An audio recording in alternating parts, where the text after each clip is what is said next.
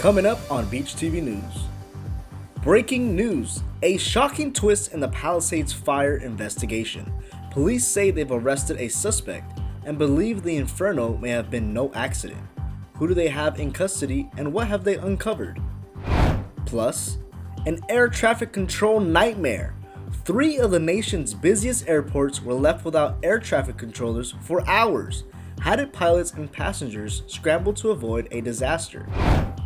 And Bad Bunny's defiant message to his critics, what the megastar is saying about his upcoming Super Bowl gig.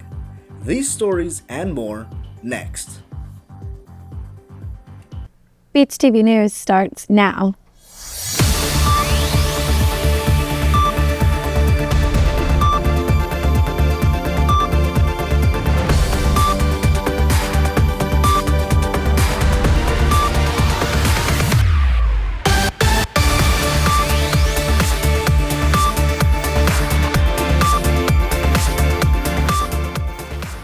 Welcome to this edition of Beach TV News. I am Abrielle Lopez. And I am Jerry Reynoso. Beach TV News is brought to you by the broadcast journalism students at Cal State Long Beach. We begin tonight with breaking news.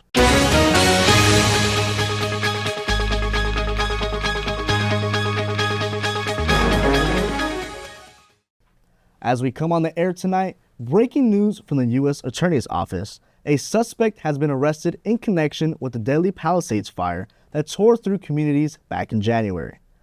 Federal authorities in Los Angeles say they've arrested 29-year-old Jonathan Rinderneck of Melbourne, Florida. Investigators allege he intentionally set a small fire on New Year's Day, a fire that rekindled a week later and erupted into the inferno that killed 12 people and destroyed more than 6,000 homes and structures. Authorities say Rinderneck, an Uber driver and former Palisades resident, even took photos of himself at the scene as the flames spread. Tonight, he's in federal custody charged with destruction of property by means of fire. We're also getting breaking news tonight coming out of the Middle East. In a move that could bring an end to years of bloodshed, sources say Hamas has agreed to release the remaining hostages, possibly paving the way for a landmark peace deal. For very latest developments, let's go live to Ethan Cohen. Ethan, what are you hearing tonight? Good evening, Abrielle. Israel and Hamas have officially agreed to the first phase of a ceasefire and hostage exchange deal. This breakthrough aims to halt the fighting, see all remaining Israeli hostages returned, and pave the way for a troop withdrawal to agreed line. After 2 years of violence spanning across the region after the October 7th attacks, a new agreement between Israel and Hamas is bringing the first real glimpse of calm to Gaza. The deal marks the opening phase of a broader U.S.-led plan aimed at halting the war and bringing the hostages home. Under the framework, Israeli forces will pull back to designated positions inside Gaza, while Hamas is expected to begin releasing hostages in exchange for Palestinian prisoners and a massive increase in humanitarian supplies. President Trump is calling the agreement a, quote, turning point toward lasting peace, praising mediators in Qatar, Egypt, and Turkey for helping close the deal. Hostage families in Israel say they're feeling a mix of relief and anxiety over the deal, celebrating the possibility of reunion with their loved ones, while warning their fight won't be over until every hostage, alive or dead, is safely home. Hamas leaders, meanwhile, have hailed the agreement as a, quote, step toward ending the occupation, warning that the deal's success rests on Israel's full withdrawal and aid delivery. For now, both sides are under pressure to follow through, with hostage releases, troop movements, and aid deliveries expected to unfold in the days and weeks ahead. Whether this deal holds or falters will determine if this moment marks the start of peace or just another pause in a long war. Back to you at the news desk. A possible breakthrough in a region that's seen so much heartbreak. We'll be watching every move closely. Thanks, Ethan. Now over to tonight's other big story. As the government shutdown progresses, travelers at Hollywood Burbank Airport were caught in chaos after the airport's control tower sat unmanned for 6 hours. That's right, nobody in the tower, and the FAA confirms a severe air traffic controller shortage left planes grounded, and delays stretching past 2.5 hours with more than a dozen flights canceled. Officials warned Burbank is just one of several airports feeling the crunch as controllers work without pay during the shutdown. Federal sources say if staffing continues to drop, we could be looking at even more dangerous disruptions nationwide. And tonight, the fallout is spreading beyond Burbank. With the government shutdown now entering its second week, air travel across the country is facing new turbulence. For what that means if you're heading to the airport, Let's go live to James Gregg. He's at Long Beach tonight. James? Yeah, good evening, Jerry. With the government shutdown now entering its second week, there is a growing number of flight delays and cancellations across the country due to a shortage of air traffic controllers. The tower at nearby Hollywood Burbank Airport is expected to be empty for several hours tonight. So the burning question for anyone with a boarding pass is, how do you protect your trip? I think that getting to an airport early is always a smart idea. I check the news on my flight a little bit more frequently. I checked my flights because I was heading home today from Dallas, and I did see that there was issues in Burbank. Tonight's travel headaches can be traced back to one critical issue. Air traffic controllers and TSA agents are working without a paycheck. As a result, sick calls are rising, and with fewer controllers on the job, the FAA is forced to delay flights to maintain safety. Experts say travelers need a new game plan. First, when booking, try to choose a nonstop flight. It eliminates the risk of getting stranded on a connection, and for costly trips, consider travel insurance, but make sure it's a cancel for any reason policy. Second, sign up for real-time flight alerts directly from your airline's app or website to track your flight status. Third, plan for delays on the ground. Pack extra snacks and an empty water bottle so you're prepared for unexpected waits. The last major shutdown saw TSA lines swell, so arriving 2 to 3 hours before your flight is now recommended to reduce delays. And finally, airport officials want to remind travelers to be patient with staff. Many of the people helping you could be under immense personal or financial stress, so a little kindness can go a long way. For any of the air traffic controllers who are working without getting paid, we thank them. We thank them for what they're doing. So a quick checklist for any travelers: sign up for alerts, get here early, and be patient with staff. Here at Long Beach, the security lines are currently running smoothly, but that situation could change at any time. With no end to the shutdown in sight, being a savvy, prepared traveler is your best defense. Reporting live from Long Beach Airport, James Gregg, Beach TV News. Well, it's not just air traffic controllers feeling the impact of the government shutdown. Tonight, that ripple effect is growing fast. As both parties continue pointing fingers in Washington, hundreds of thousands of federal workers now find themselves in limbo. Some working without pay, others facing furloughs as critical government services grind to a halt. From national parks to the IRS, where nearly half the workforce has been sent home, the sting of the shutdown is being felt nationwide. This isn't the first time Washington has come to a standstill, but experts warn it could be one of the worst. The last major shutdown back in 2018 dragged on for a grueling 35 days, costing the economy billions and shaking public trust in government. The government shutdown isn't just playing out in the halls of Washington, it's hitting kitchen tables across America. Tonight, food banks are bracing for the worst as demand for basic necessities is surging. Food banks across the country are now a lifeline for families who are struggling to make ends meet. With federal workers missing paychecks and families on SNAP or WIC worried about how long benefits will last, the need is already growing. Many food banks are stocking up, filling warehouses shelf by shelf, trying to stay ahead of what could soon be a wave of hunger. For now, food assistance programs remain afloat, but with no end to the shutdown in sight, communities are on edge, wondering how long they can hold on. Now over to Oregon, where violence broke out at an anti-ICE protest. What started as a peaceful protest outside of a customs facility turned into a chaotic attack on protesters by ICE agents in South Portland. Tear gas, pepper balls, flashbang grenades, and applied force were all used against protesters with no clear sign of provocation. This all took place after Oregon Judge Immergut ruled to halt the deployment of Trump's National Guard officers. The violence escalated and continued on for 48 hours before several arrests were made and protests came to a calm Sunday evening. As tensions over immigration enforcement erupt in Oregon, tonight a controversial ruling from the nation's highest court is giving federal immigration officers broader authority to detain and question individuals. A decision critics say opens the door to racial profiling. Our BTVN reporter Zachariah Perez spoke with residents and advocates reacting to the ruling. A new Supreme Court ruling is sparking outrage nationwide. In a 6-3 decision, the courts approved ICE to continue what they call rubbing patrols. For many like Hugo, who will not be shown on camera, say it's a step backwards. I feel like they should do a better job regarding this because sometimes, it puts the fear of going to the store, even if it's close by, even if it's a block, or you see certain cars and you automatically think it could be ICE agents. The Trump administration and the court says it gives officers more flexibility to ensure public safety, but many argue, like Long Beach State professor and immigration activist Teresa Puente, says it opens the door to racial profiling. What I think the Supreme Court and what ICE are doing is essentially racial profiling. And I think inherently it's not fair because to assume something about a person because of the color of their skin, the language they speak, or their occupation. While immigration officials, including Border Czar Tom Homan, say the decision is about efficiency in conducting operations, Fuentes reminds us that whether you are a U.S. citizen or undocumented, you have rights. The most important thing is to know your rights.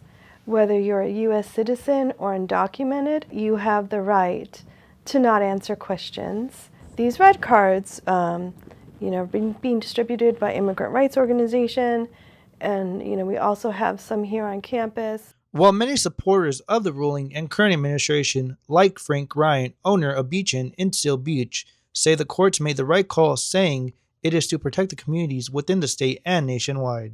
People here illegally aren't really citizens of the United States, so the Constitution doesn't really apply to them, so I think the Supreme Court did do a good job. While the decision of the Supreme Court stands, many say they won't let the fear define them or the language they speak. Reporting in Long Beach, I'm Zachariah Perez, Beach TV News. Thank you, Zachariah.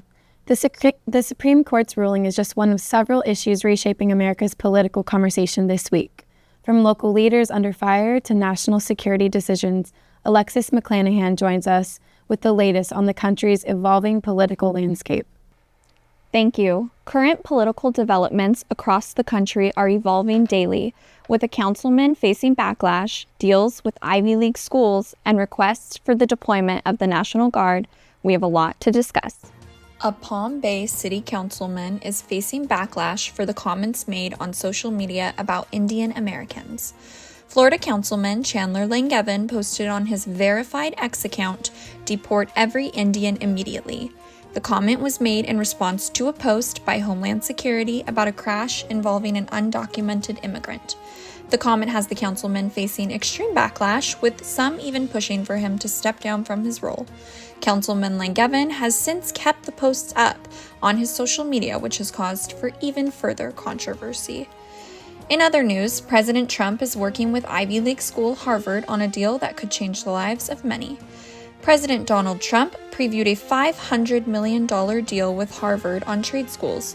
Officials from both the university and the White House have partaken in this ongoing discussion for months. The deal, which Trump calls very close, will give the resources and educational tools to teach individuals how to work with AI, technology, and other trades. Governor Newsom says any California universities who accept the deal will lose billions in state funding. Trump has since commented that U.S. Education Secretary Linda McMahon is finishing up the final details. Speaking of finishing up the details, Governor Jeff Landry of Louisiana has sent a letter requesting the National Guard to deploy. Louisiana Governor Jeff Landry sent a letter requesting the deployment of National Guard troops in his state. The decision comes from the increasing crime rates and the state's need for intervention. Governor Landry requested 1,000 troops through the fiscal year of 2026 in a letter sent to the defense attorney, Pete Hegseth. Landry issued a statement in which he claimed that the state has made progress in fighting crime, but the war is far from over. With these still developing stories, we can expect more updates in the weeks to come. Back to you guys at the news desk. The Supreme Court has rejected the appeal proposed by Ghislaine Maxwell. Maxwell was found guilty of aiding her late boyfriend Jeffrey Epstein's crimes. She was convicted of luring and trafficking minors for sexual activity and is currently serving a 20-year sentence. She argues that Epstein's non-prosecution agreement he secured in a 2008 Florida court case should have provided her protection. The uncertainty surrounding her appeal comes from the nature of Epstein's deal. She is protected from legal action in Florida. Unless a consensus was in place to provide protection on a federal level, other states are still free to prosecute her. The Supreme Court's decision might be Maxwell's final straw unless President Trump issues her a pardon, which seems very unlikely. Well, It's time for a short break, but coming up.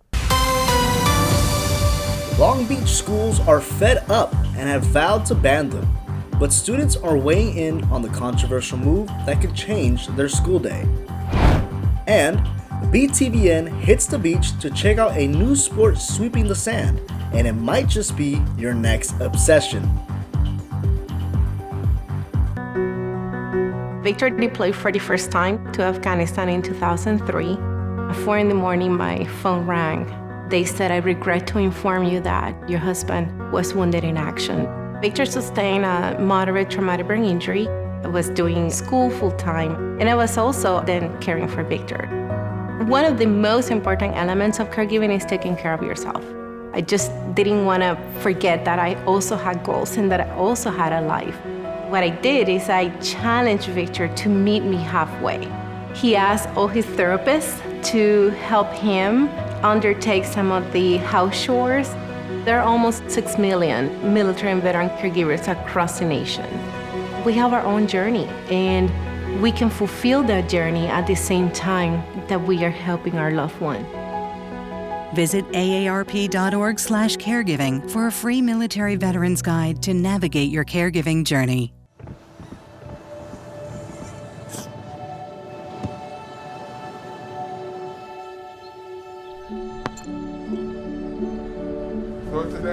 I don't remember how it started.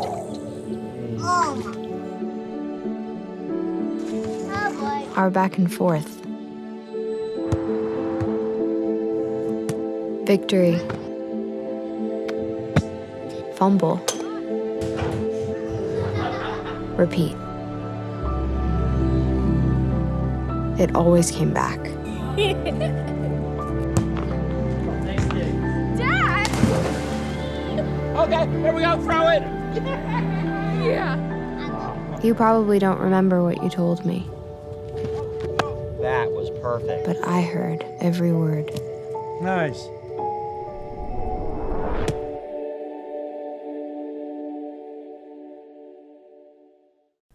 Now to some local news. Students in the Long Beach Unified School District will soon have to put their phones away. A new district-wide cell phone policy is about to take effect. Our BTVN reporter Shirlene Rodriguez spoke with students and administrators about the change.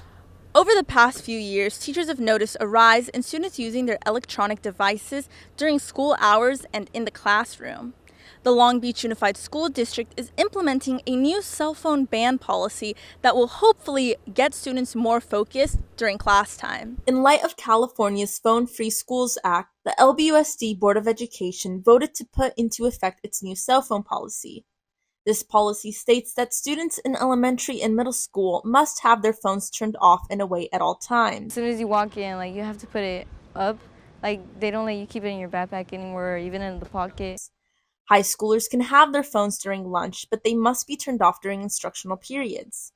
Schools will officially implement this policy at the start of second semester in January of 2026. However, some Long Beach institutions have already put it into effect. The cell phone ban is already helping. We at Milliken, for the most part, have started the school year with off and away. And in my classroom, it has been students talking to each other again, students laughing again. The class gets noisy again in a good way, which has been really nice. Parents are concerned about reaching their students during school hours in the event of an emergency, but schools say that they will be able to reach their children. I personally don't like it. It can bring danger to students who don't feel safe, especially when there's a school lockdown or fire. You can't really reach your parents. Long Beach will become one of the first large districts in the state to exceed the requirements of the Phone Free Schools Act, setting the example for smaller districts. In Long Beach, California, Shirlene Rodriguez, Beach TV News.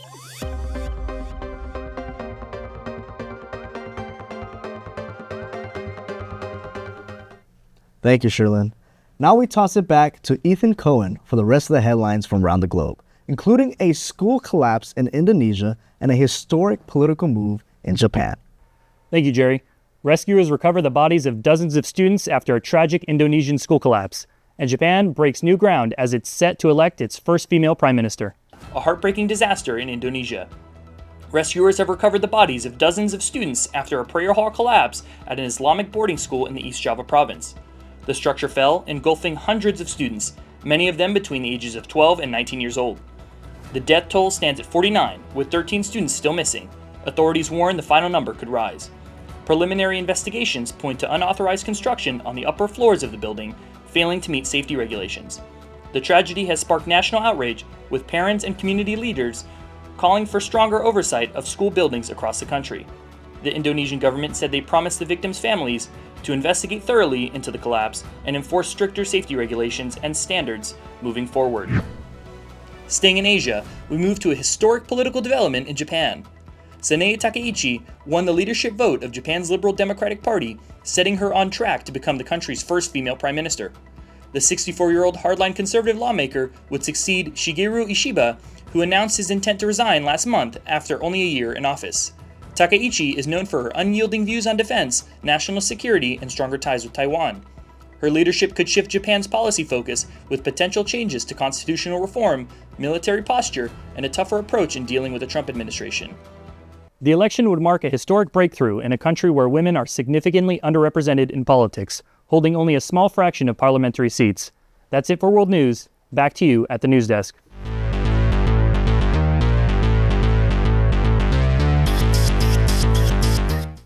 Thanks, Ethan. Former NFL quarterback and Fox Sport analyst Mark Sanchez is now facing a felony charge for his role in an altercation that left him hospitalized with multiple stab wounds. The incident between an allegedly drunk Sanchez and a 69-year-old truck driver happened Saturday morning in an Indianapolis alleyway.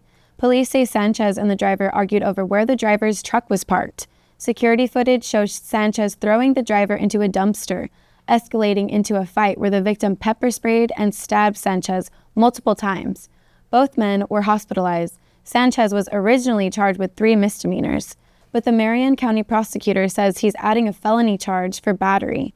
If guilty, Sanchez could face 1 to 6 years in prison. The victim is also filing a lawsuit against Sanchez and Fox, seeking an unknown amount in damages.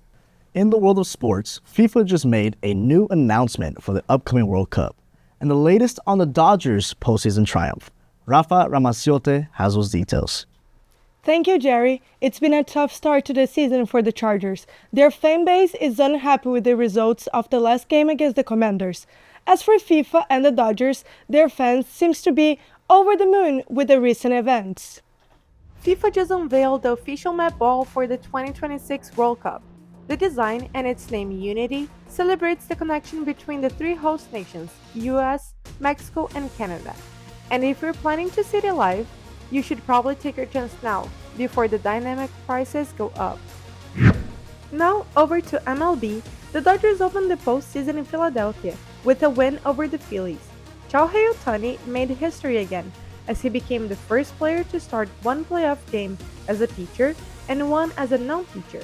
In his first career playoff appearance on the mound, Ohtani pitched 6 solid innings with 9 strikeouts, despite allowing 3 runs in the second inning.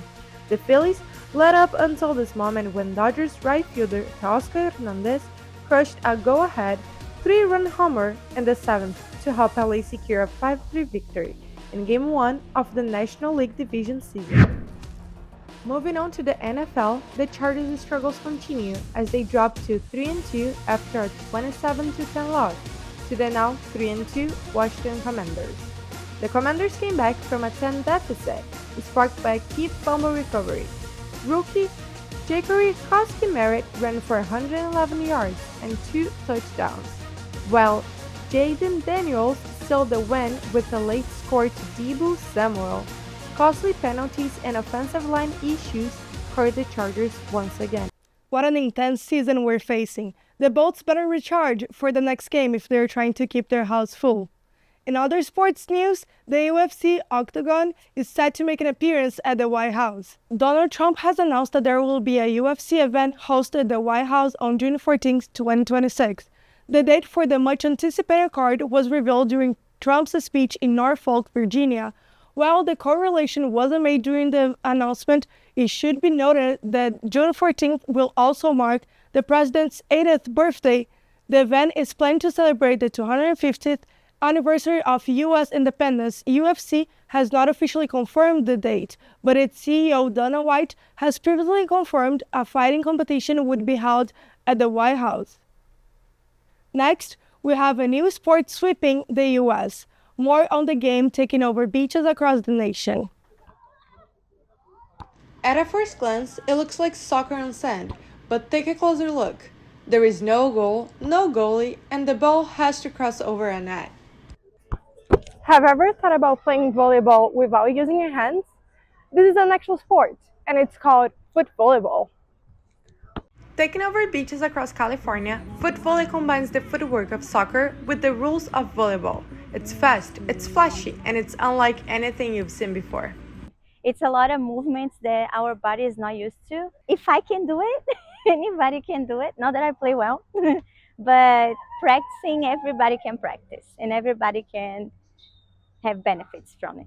The rules are simple. Teams of 2 or 4 send the ball over the net using their feet, chest, head, or shoulders, and they only get 3 touches before it has to cross the net. Think volleyball, but played with everything except your hands. People think that foot volley is always for those who play soccer, and it's not. And I'm proof of that because I've never played soccer before. I play foot volley, I coach foot volley.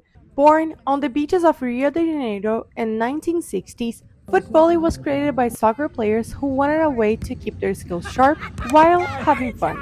Soccer, you're kind of bringing the ball down, whereas foot volley, you're pushing it out. So I think that's been the biggest adjustment. When you chest it, you're really softening the ball versus pushing it away from you. Now it's gone global, spreading to Europe, Asia, and right here in the US. In Brazil, it's pretty huge, but here it's still growing. But right now we have more schools, academies, teaching how to play, East Coast, West Coast.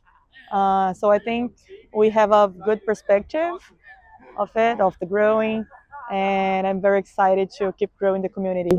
This is Rafa Maciotti reporting from Marina del Rey, Beach TV News. Wow, foot volley looks like a fun time. It's time for another short break, but coming up... What's it really like to run 13 miles through Long Beach? Our reporter laces up and takes you inside the Long Beach Marathon, from start line to finish. Plus, don't miss the cutest spectacular event of the season, pets in costume and a howling good parade.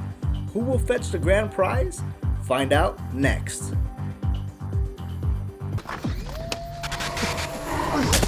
Multiple studies have shown that marijuana can slow both driver reaction and response time, which can be really dangerous. He's here. He's here. Wait. What? I can't drive. Why? I'm high. Oh.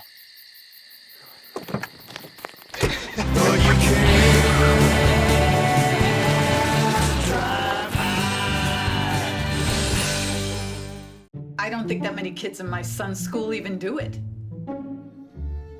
He makes fun of his friend who vapes. He would never try it. She's into soccer. She's on the honor roll. She's just not the type. No way. No way. No way. No way, my kid would never vape. Get your head out of the cloud. Today, nearly 8,000 kids will start vaping. Maybe even yours.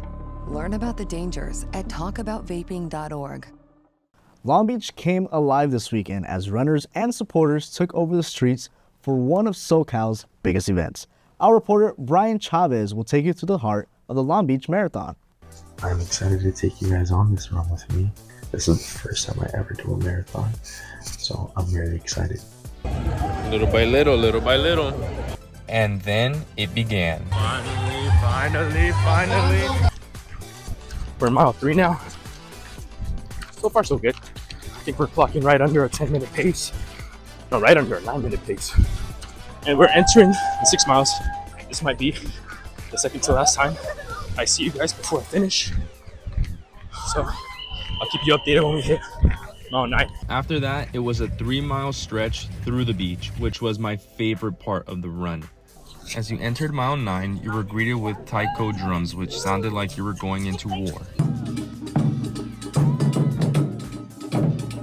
We're heading into 9.5 miles. My legs are giving up a little bit, but we got it. I think This is the last time I'm checking in before I see you guys across the finish line. It was all gas, no brakes. I did not want to slow down. I put every ounce of energy I had into the last 3 miles. It felt like forever until I saw the finish line. Oh, yeah. Oh, yeah. Woo! Let's go! Let's go! Let's go! No matter if you're a beginner or advanced at running, the Long Beach Marathon is a great first step. Reporting from Long Beach, Brian Chavez, Beach TV News. And that was just a part of Brian's experience. You can head over to our website, beachtvnews.com, to watch the full video and see what it takes to complete a half marathon. You might already know Bad Bunny is set to headline the 2026 Super Bowl halftime show, and he's doing it entirely in Spanish. That decision stirred up some controversy, but while hosting SNL, he was super unapologetic. Take a listen. And I'm very happy. I'm very happy, and I think everyone is happy about it.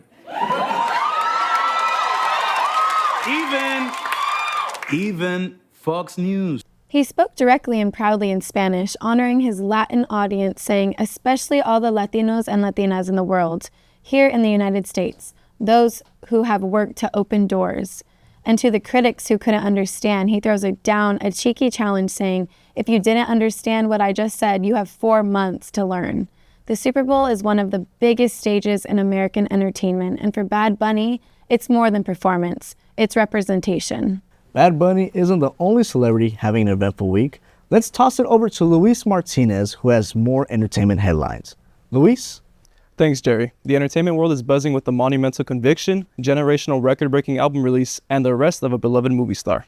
Taylor Swift has been dominating both the music charts and the silver screen with the release of her highly anticipated album, The Life of a Showgirl. Swift's 12th studio album holds the record for the most copies sold of an album on its release date at a staggering 2.7 million copies across both physical and digital mediums. As if that wasn't enough, her film, Taylor Swift, The Life of a Showgirl movie, grossed $33 million, beating out films like the debuting Smashing Machine movie starring Dwayne "The Rock" Johnson and One Battle After Another starring Leonardo DiCaprio. The case of Sean Diddy Combs has finally come to a close. Federal Judge Arun Subramanian found Combs guilty on 2 counts of transportation for prostitution on October 3rd. Combs will serve 50 months behind bars, pay a $500,000 fine, and will face 5 years of supervised release once he fulfills his sentence. Combs is notably acquitted of sex trafficking and racketeering. His attorney, Mark Agnifilo, told the New York Post, both the guidelines calculation and the sentence take account of conduct for which Mr. Combs is acquitted by a jury. We contend this accounts to legal error. It's important to note that Diddy has already served over 12 months in prison. That prison time he's already served will count towards the 50 months that he was sentenced. This New York case wasn't the only impactful event for the entertainment world this day, however. In Atlanta, singer-actor Tyrese Gibson will turn himself over to the Fulton County Sheriff's Office for an animal cruelty charge. Records indicate Gibson's 4 King Corso dogs were running about freely the night of September 18th when they would maul to death one of Gibson's neighbor's dogs. Gibson was quickly released from custody after posting a $20,000 bond. His 4 dogs involved in the incident have since been rehomed. While some celebrities are dealing with the hit to their reputation, Taylor Swift and her Swifties prove once again she's bigger than the whole sky. That's all for me. Back to y'all at the desk. Thanks, Louise. Well, Halloween isn't just for the kids. Some furry friends are getting in on the fun, too. That's right. Costumes, treats, and a whole lot of tail wagging. Our reporter, Jaime De Aro, takes us to PawFest Halloween for some spectacular sights. From vampires to fairies, and even a few pumpkins, our furry friends took over El Dorado Frontier for PawFest Halloween in Long Beach to kick off spooky season. PawFest Halloween gathered pet owners from all over Southern California for a day of costumes, treats, and community. Guests showed off their Halloween spirit, dressing up in matching costumes with their pets. Some scary, others just cute. Cynthia Antonio and her dog Nala dressed up in matching fall outfits. Antonio says she likes to bring her dog here to socialize. Every year I kind of make it like a mission to take her to at least one pumpkin patch or just like something festive. Just because I like to be social and like sometimes my friends aren't available, but I have Nala, so I'm like, let's go do something. But it wasn't just costumes. Guests enjoyed local vendors, games, and even special performances. On stage, Lulu the Chihuahua and her owner, Cynthia Lopez, put on a spooktacular show. For Lopez, PawFest is more than dress up. It's about being recognized and spreading positivity. We want to go to Hollywood and we want to entertain the world. We just like to come and practice, and we've been coming here for a couple of events, and we love it here. We love dog people, so we love to be a part of making people smile through dogs. For organizers, it's all about seeing a community of all colors, shapes, and sizes come together. Trying to create an atmosphere where people are happy. It really helps our humanity. Everyone here, you go around is smiling, having a good time, meeting each other with their dogs, and they're all getting along. Although Paw Fest may be over, the Halloween season is just getting started. Jaime Daro for Beach TV News. Man, those dogs sure look real cute, right, Abria? For sure. I can't wait to dress up my dog for Halloween. On that lighthearted note, we end this edition of Beach TV News. I'm Abrielle Lopez. And I'm Jerry Reynoso. Remember, you can be a part of the conversation. Head over to our social apps and let us know what you think about tonight's stories. From all of us here at BTVN, good night, Long Beach.